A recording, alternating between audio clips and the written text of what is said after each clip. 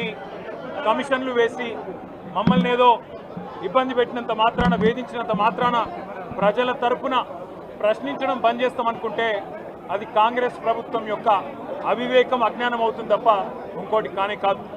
పెద్దలు కేసీఆర్ గారిని, పెద్దలు హరీష్ రావు గారిని కాళేశ్వరం కమిషన్ ముందు కూర్చోబెట్టి మీరు పైశాచికానందం పొందొచ్చు.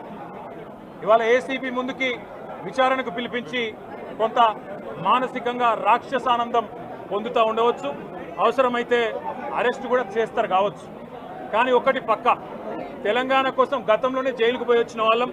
హైదరాబాద్ బ్రాండ్ ఇమేజ్ని పెంచే ప్రయత్నంలో భాగంగా హైదరాబాద్ బ్రాండ్ని కాపాడే క్రమంలో తీసుకున్న ఒక నిర్ణయం వల్ల మళ్ళీ జైలుకు పోవాల్సి వచ్చినా భయపడేది లేదు. ఒకసారి కాదు, 100 సార్లు అయినా జైలుకు పోతాం, కానీ వదిలిపెట్టం కాంగ్రెస్ ప్రభుత్వాన్ని, కాంగ్రెస్ పార్టీని.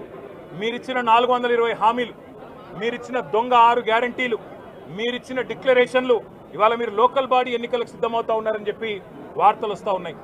రేవంత్ రెడ్డి గారు నిన్ను మొత్తం రాష్ట్రంలోని బీసీ వర్గాల ప్రజలందరూ గమనిస్తున్నారు. 42% రిజర్వేషన్ ఇచ్చి 42% రిజర్వేషన్ ఇస్తాం అని కామారెడ్డి డిక్లరేషన్లో చెప్పి మోసం చేసి ఈరోజు స్థానిక సంస్థల ఎన్నికలకు మరి రిజర్వేషన్ ఇవ్వకుండానే పోతున్న వైనాన్ని కూడా బీసీలు గమనిస్తూ ఉన్నారు.